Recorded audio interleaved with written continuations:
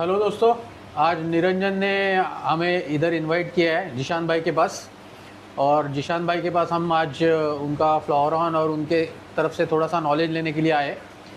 सो आज मेरे तरफ से as a hobbyist, as a breeder, as a fish farmer, not breeder you can say, कि मेरे तरफ से जो कुछ छोटे बहुत थोड़े से क्वेश्चंस है वो मैं आज जिशान भाई को पूछूंगा।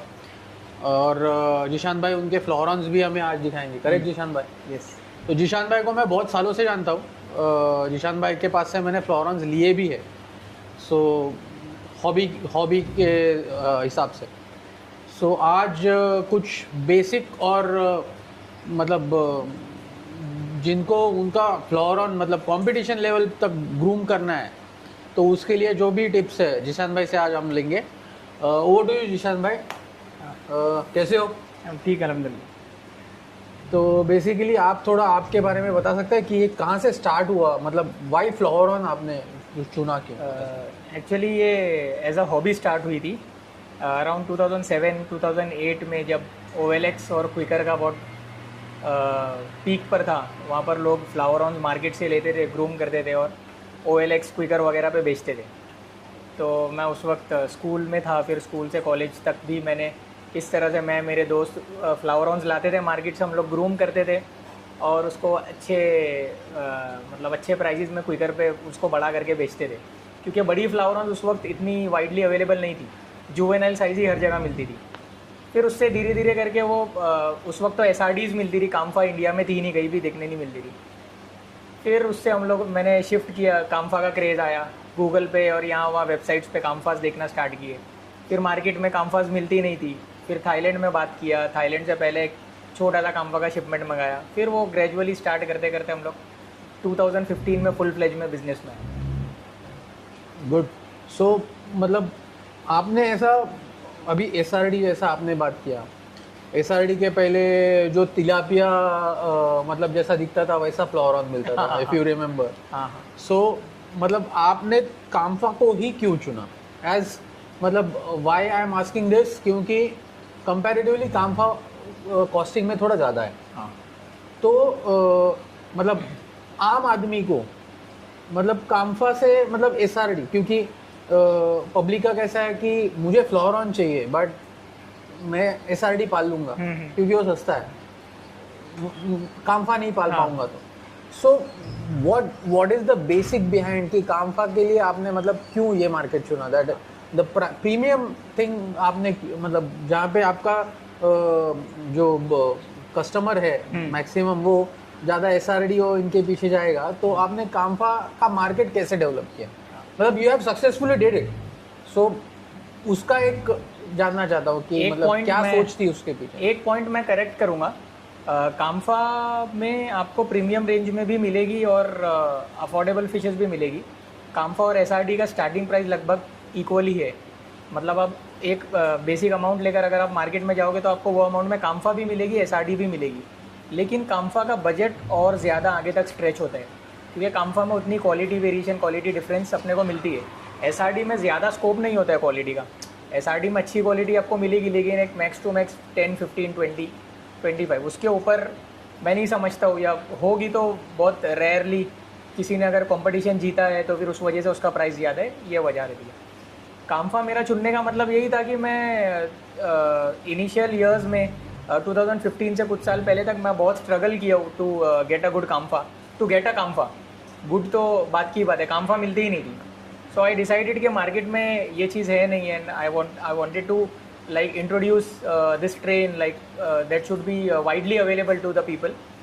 तो उस हिसाब से मैंने काम्फा स्टार्ट किया था और अल्हम्दुलिल्लाह मतलब क्योंकि मार्केट में काम्फा बोला तो आपका ही नाम पहले आता है। So that's why I asked you this question कि फ्लावर ऑन था मतलब, बट आपने काम्फा ही कैसे मतलब क्यों चुना वो मेरा। हाँ, यही वन ऑफ द रीजंस था ना कि काम्फा मार्केट में अवेलेबल नहीं थी उस वक्त जब मैंने काम्फाज का डिसाइड किया था।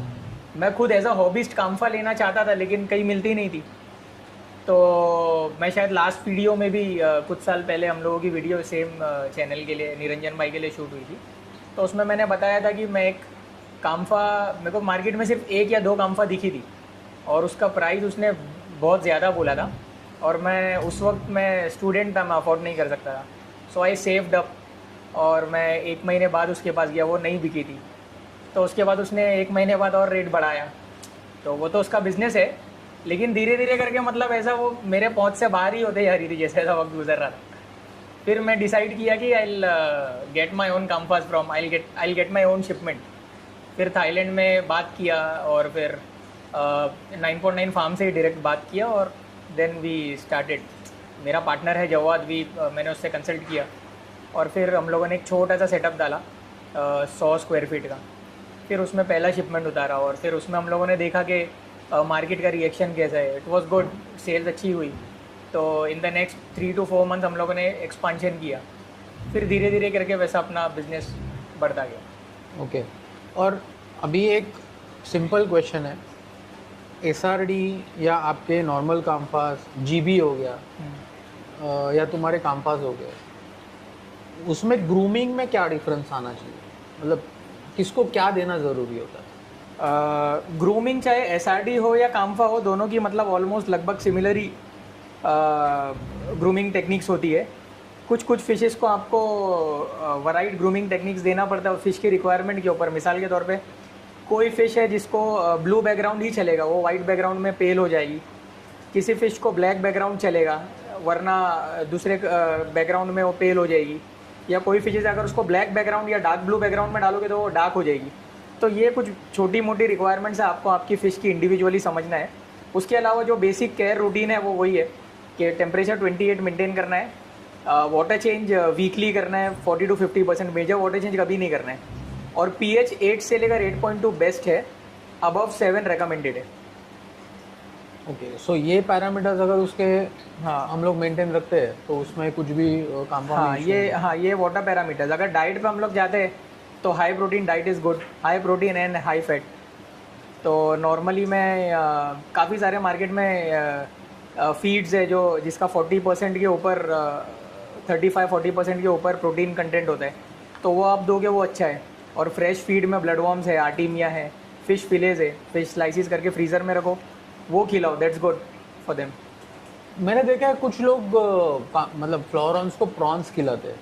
हाँ, प्रॉन्स भी खिला सकते हैं। मैं प्रॉन्स नॉर्मली मतलब उसका मैं कायल नहीं हूँ, क्योंकि उसमें अगर सफाई में ज़रा भी कमी रह गई तो फ़िश को इन्फेक्शन हो सकते हैं। एक्चुअली एक एक्सपीरियंस मैंने भी देखा हुआ है कि प्रॉन्स खिलाने के बाद में काम्फा का जो पेट था या फ्लोरॉन का जो पेट था, नॉट आई नॉट से काम्फा, फ्लोरॉन का जो पेट था वो मतलब फूक गया था और मतलब बीमार गिर गई थी फिश। तो वैसे टाइम पे अगर जनरली फ्लोरॉन में वैसा दिखता है, हाँ, तो वो टाइम पे हम लोग को क्या उसको ट्रीट करना चाहिए? ये पेट जो ब्लोट हो जाता है ना, वो इंटरनल इन्फेक्शन की वजह से होता है। तो आपको एंटीबायोटिक फ़ौरन स्टार्ट करना पड़ेगा। अगर आपके फ़िश को इंटरनल इन्फेक्शन है, उसका इनिशियल साइंस आपको दिखेगा कि उसका जो पूप है, जो टॉयलेट है, वो वाइट कलर का स्ट्रिंगी टॉयलेट होने लग जाता है, वो कलर फेड कर लेती है, उसका पेट धीरे धीरे करके हार्डन हो जाता है और मोटा होने लग जाता है। तो इसके लिए एक यही तरीका है, metronidazole is one of the most common medicine जो यूज़ होती है इंटरनल इन्फेक्शन के लिए, तो आप वो यूज़ कर सकते हो। ओके, मतलब हेड भी वो लोग कम कर देते हैं। हाँ, वो स्ट्रेस की वजह से होता है, वो होगा। वो ट्रीटमेंट उसकी 5 to 7 डेज़ चलती है, और अगर सक्सेसफुली ट्रीट हुई इनिशियल स्टेज में तो क्योर हो जाती है।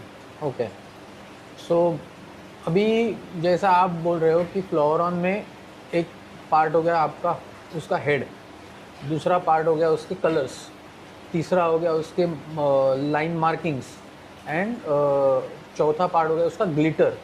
तो ये चारों चीज़ों को ओवरऑल ग्रूम करने के लिए what will you suggest with the best food? Actually ये चारों, all of these traits are connected to the genes. वो फिश अगर अच्छे जीन्स, अगर उसको उसमें अच्छे जीन्स है, अगर वो अच्छे जीन्स पोजेस करती है, तो मतलब वो आप उसको बेसिक फूड दो तो वो मतलब वो ग्रेजुअली उसमें इम्प्रूवमेंट आते रहेगा। और अगर आप हाई क्वालिटी फीड देंगे तो वो उसको और पुश करेगा, वो उसके ट्रेट्स को, ये क्वालिटीज़ को। तो अब ये है कि इंडिविजुअल ट्रेट्स को हम लोग कैसा एनहेंस करें, ये सवाल आ जाता है। अगर जीन्स अच्छी है, हम लोग वाटर क्वालिटी अच्छी दे रहे हैं, तो इसमें यही है कि अगर हेड और बॉडी ग्रोथ के लिए हाई प्रोटीन और हाई फैट डाइट है, और जो ग्लिटर जिसको बोलते हैं हम लोग, पर्ल्स बोलते हैं, पर्ल मार्किंग्स जो है बॉडी की, उसके लिए स्पिरुलिना रिच फूड अच्छा होता है, उससे उसमें शाइन बढ़ती है। और अगर सनलाइट डायरेक्ट पड़ रही है तो अच्छा है, सनलाइट से भी उसकी शाइन बढ़ती है। और जो कलर है, कलर के लिए आपको कलर एनहेंसर्स मार्केट में है। वन ऑफ द एनहेंसर जो जिसको बोलते हैं वो है कैरोटिनॉइड्स। अगर आप कैरोटिनॉइड्स यूज़ करते हो, वो नॉर्मली आपको शायद ही, मतलब कंज्यूमर को मैं नहीं समझता हूँ कि लूज़ कैरोटिनॉइड ऐसा मिलेगा। तो वो उनको फ़िश फीड्स में देखना पड़ेगा कि कौन से फीड में कैरोटिनॉइड्स का कंटेंट ज़्यादा है, तो वो आप अगर खिलाओगे तो फिर उससे उसका कलर बढ़ेगा। So now you talk about the gin. Okay. So what do you mean by gin? मतलब आप उसको कैसे डिफाइन करोगे? अगर मेरे पास अगर दो वैरायटी मैंने क्रॉस कर दी और मुझे कुछ अलग ही मिल गया, so do you consider that as a individual gin or you considered as a something else and cross? So genetics का तो ये कंसेप्ट ही इस तरह से है, आप कभी भी हाइब्रिड, अगर आप दो अलग अलग चीज़ों को क्रॉस करते हो तो जो हाइब्रिड मिलता है वो कभी it never possesses the original traits of its parents. मतलब जो ऑफस्प्रिंग है उस वो हमेशा जो डोमिनेंट जीन है या मतलब जो डोमिनेंट ट्रेट्स है वो वही प्रोसेस करेगा। इसका एक एग्जांपल मैं आपको देता हूँ, फ्लावरॉन्स में the head is not the dominant trait, head उसका रिसेसिव ट्रेट है। तो जब दो पेरेंट्स फ्लावरॉन की अगर हम लोग क्रॉस करते हैं तो उसमें आपको बहुत कम परसेंटेज में हेड वाली फिशेस मिलेगी और हाई परसेंटेज में रेगुलर विदाउट हेड वाली फ़िश मिलेगी। तो जेनेटिक्स ऐसा है कि जेनेटिक्स, या आपको पता होगा कि वो एक डेटा या कैसा बोलेंगे, जेनेटिक एक कोडिंग होती है जो मतलब किसी भी, फॉर एग्जांपल अगर फ़िश का आई कलर, या इंसानों का छोड़ के फ़िश का पकड़े या किसी और जानवर का पकड़े, उसका आई कलर या उसका बॉडी का कोट का कलर या उसका कलर या उसका शेप, तो ये सारी चीज़ें मतलब जो वो है वो उसमें स्टोर रहता है, वो डेटा स्टोर रहता है। तो वो अपने आगे की ऑफस्प्रिंग को पास ऑन होता है। तो पेरेंट्स बहुत ब्यूटीफुल दिख रहे हैं वो मैटर नहीं करता है, वो जीन जो मतलब जो डिज़ायरेबल ट्रेट है वो डोमिनेंट है या नहीं, तो वो लेमैन को तो नहीं समझेगा। तो वो यही है कि उसका जब सिलेक्शन होगा वो दो बेसिस पे वो ये चीज़ को मतलब टैकल कर सकता है। एक तो उसका जो सप्लायर है वो ट्रस्टवर्दी होना चाहिए, he should have trust on the supplier कि वो सही इन्फॉर्मेशन इसको पास ऑन करेगा और अच्छी क्वालिटी की फ़िश देगा। और दूसरा ये खुद वेल ट्रेंड होना चाहिए सिलेक्शन में कि क्या ट्रेड्स की मैं अपने विजिबल आंखों से मैं देखूँ। Me being in the business for past 10 years और being in the hobby for the past 15 years, मैं खुद भी अगर छोटे छोटे बहुत बच्चे अंडे में से निकल के कुछ 2-3 हफ्ता हुआ या 1-2 महीना हुआ है, मैं खुद भी नहीं पहचान सकता हूँ पेरेंट देख के कि इसके क्वालिटी अच्छी होगी या नहीं, क्योंकि जब तक कि मैं उसके कुछ ट्रेड्स है वो डेवलप होते हुए नहीं देखूंगा, आई वॉन्ट नो कि उसमें जीन्स अच्छी को मतलब डोमिनेंट जीन्स है या रिसेसिव डिज़ायरेबल ट्रेड्स है या नहीं। Very true. सो अभी एक सिंपल मतलब एज अ हॉबिस्ट को जो मुझे भी वो क्वेश्चन था कि ये जेंसू है, हाँ, ये SRD है, ठीक है, ये F2 है, ये काम्फा है, वो कैटेगराइजेशन जो होता है वो कौन करता है? और दूसरा चीज़, उसमें कुछ ऐसे थंब रूल्स है क्या कि वो दिखने के बाद वैसे समझ में आ जाए कि यही चीज़ है? लाइक थाई सिल्क अगर हम देखते हैं तो पता है कि इट इज़ अ ब्लू, हाँ, ठीक है, तो थाई सिल्क का तो समझ में आ जाता है। काम्फा का एक tail shape, wrap tail, then tail का जो टेलबोन है वो जाड़ा होना चाहिए, थिक होना चाहिए और मतलब टेल हेवी होना चाहिए। दैट मतलब काम्फा का भी हो सकता है वैसे। अदर देन दैट मतलब काम्फा को अगर मैंने क्रॉस किया देन उसमें से कुछ निकल जाता है, देन पब्लिक बोलता है कि this looks like a F2, F3 या सेंजू या उसमें से और कोई वैरायटीज दिख रही है। रादर देन क्रॉसिंग ऑल्सो कोई प्योर फॉर्म में भी ये अगर वैरायटी ब्रीड भी करता रहेगा तो उसको मतलब कैसे कैटेगराइज होते हैं? काम्फाज एक हाइब्रिड है, SRD फ्लावरॉन सब हाइब्रिड है। ये हाइब्रिड को दो वास्ट कैटेगरी में डिवाइड किया हुआ है। एक कैटेगरी है जेंजू, ZZ।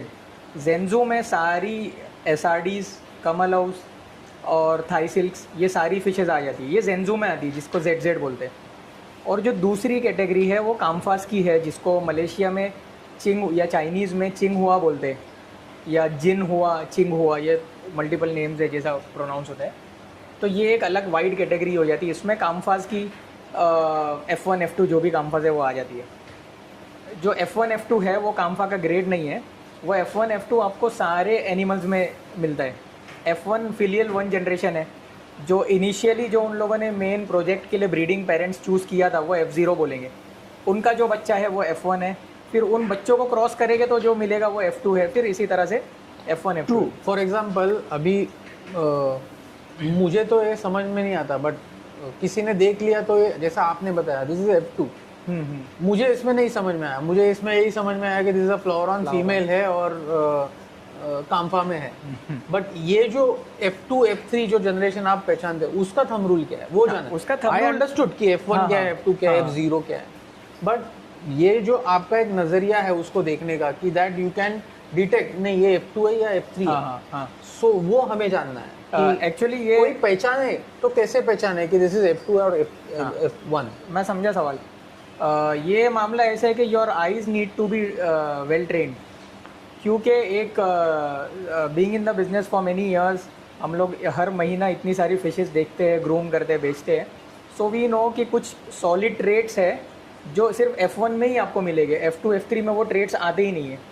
F2 जब आगे वो जनरेशन आगे बढ़ती है तो वो ट्रेट्स गायब हो जाते हैं। फॉर एग्जांपल उसका विएजा के जैसा जो माउथ है या बॉडी पे जो रॉ क्रूड पर्ल पैटर्न है, एकदम वेल डिफाइंड नहीं, क्रूड पर्ल पैटर्न, और उसका माउथ, उसके लिप्स, उसका बॉडी स्ट्रक्चर, तो ये देख के हम लोगों को पता चलता है कि ये F1 ही है, मतलब बाय डिफ़ॉल्ट। क्योंकि ये थंब रूल जैसा नहीं है, लेकिन ये ऐसा है कि आप जब आप खुद एक्सपीरियंस करोगे, आप खुद इतनी सारी फिशेस देखोगे, सो यू विल नो, देखकर पहचान पाओगे कि हाँ F1 में ये ट्रेट्स होता है। बाकी मतलब F1 में ये ट्रेट्स, मिसाल के तौर पे ऐसा माउथ F1 में ही है, ऐसा टेल या ऐसा पैटर्न F1 में ही आता है, आगे नहीं आता है। फिर उसी तरह से F2 में जब हम लोग जाते हैं तो कुछ पर्ल पैटर्न है, उसका माउथ है, उसका शेप है, उसका हेड है, ये देख के मालूम पड़ता है कि हाँ ये F2 है। ये ट्रेट्स अपने को F1 में देखने नहीं मिलता, ये F3 में भी देखने नहीं मिलता है। फिर जब F3 में जाते तो वो SRD के करीब पहुँचने लग जाते हैं उसके ट्रेट्स। तो जब SRD और काम्फा का क्रॉस दिखने लग जाता तो हम लोग अंदाज़ा लगाते हैं F3 है, F4 है, F4 मैग्मा जैसा चला गया। तो ये सब मतलब चीज़ें हैं जिसकी वजह से हम लोग अंदाजे से बोलते हैं कि हाँ, कभी कभार ऐसा भी होता है कि F2 है, एक्चुअल में F2 जनरेशन है, लेकिन उसके ट्रेड्स पूरे उसके पेरेंट्स में से किसी एक के आ गए हो, मतलब कि वो पूरा SRD जैसा दिखता हो या कमलो जैसा दिखता हो, लेकिन वो कहीं ना कहीं इट गिव्स इन कि मतलब हम लोग को समझ में आया था कि हाँ ये दिख रहा है पूरा वैसा है, लेकिन ये F2 है। ओके, तो it all comes down to the experience. So now one more question जो शायद ब्रीडर लोगों को पूछना या एज अ ब्रीडर पर्सपेक्टिव से पूछ रहा हूँ, काम्फा में कौन सा जनरेशन जैसा F2 है वो ब्रीड होता है, F3 है वो ब्रीड होता है, F1 ब्रीड होता है नहीं होता है? सो मतलब वो एक मिथ है या इट्स अ ट्रूथ? एग्जैक्टली वो क्या है कि काम्फा ब्रीड नहीं होता? घोड़े और गधे का क्रॉस हम लोगों ने सुना होगा, जिसको म्यूल बोलते हैं, हाँ, खच्चर। हाँ, तो नेचुरली जो म्यूल होता है वो स्टेराइल होता है, वो ब्रीड नहीं हो सकता है। घोड़ा और गधा दोनों ही फर्टाइल होते हैं क्योंकि वो अपने नेचुरल फॉर्म में है, या जैसा बोलेंगे। ट्रू। तो उसी तरह से फिशेज में हम लोग देखते हैं पैरेट्स। पैरेट फिशेज में आपको फीमेल्स फर्टाइल मिलेगी, उसका मेल फर्टाइल नहीं होता है। या अगर मेल फर्टाइल हुआ भी तो वो बहुत हज़ारों लाखों में एक कोई पैरेट मेल मिल जाता है जो फर्टाइल है। तो the same goes for kamfas. Kamfas are hybrids, इसमें F1 F2। So what I heard from experienced people or from hobbyists who have already tried, I haven't tried this yet, कि fishes beyond F3 और F4 are more likely to breed। या आपको उसमें breeding percentage, या मिसाल के तौर पर अगर आप 100 F3 ले लिए, 100 F4 ले लिए, या बाद की जनरेशन्स ले लिए, तो उसमें आपको ज़्यादा फिशेज मिलेंगे जो फर्टाइल निकल सकते हैं as compare to F1 and F2। क्योंकि F1 एंड F2 में ब्रीडिंग का चांस कम होता है नेचुरली, क्योंकि वो है फॉर एस्थेटिक पर्पसेस, वो मतलब उसके लुक्स के लिए पॉपुलर है। और जो आगे की जनरेशन है वो उसके लुक के लिए पॉपुलर नहीं है। F1 F2 are very popular because of their beauty. Right.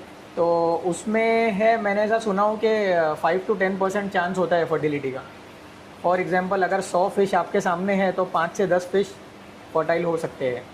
Okay, God and knows. ये काम्फा जब भी क्रॉस हुआ, मतलब किसके साथ ये क्रॉसिंग हुई थी? लाइक विजय आपने बोला अभी, So whether it is crossed with Vijeja or any other fish. 2090s में थाईलैंड का एक जो करके ब्रीडर था, बैकयार्ड ब्रीडर था वो, एज अ हॉबी करता था। उसने रेगुलर जो फ्लावरॉन थी उस वक्त SRD, उसने उसको शौक के लिए उसने पैरेट से क्रॉस किया। अच्छा, हाँ, पैरेट फिश से क्रॉस किया, पैरेट फिश फीमेल से, और वो काम्फा का one of the earliest batch बना और वो बहुत पॉपुलर हो गया और बहुत हाई क्वालिटी की काम्फा मिली इत्तेफाक से उसे। और फिर that gave rise to like लोगों में, दूसरे ब्रीडर्स में क्या बोल सकते हैं कि उत्साह वो आई, क्यूरियोसिटी आई। उन लोगों ने भी अलग अलग पेरेंट्स ब्रीडिंग मटेरियल्स इस्तेमाल किया और फिर सबकी अलग अलग लाइन, काम्फा की लाइन मिली। फिर जो ज़्यादा दिखने में अच्छी नहीं थी या जो मार्केट के हिसाब से डिज़ायरेबल नहीं थी, डाइड आउट, और जो मार्केट के हिसाब से लोगों को पसंद आई, डिज़ायरेबल थी, मतलब जो कमर्शियली बिक रही थी वो आगे मार्केट में आना चालू हो गया। Good, great knowledge.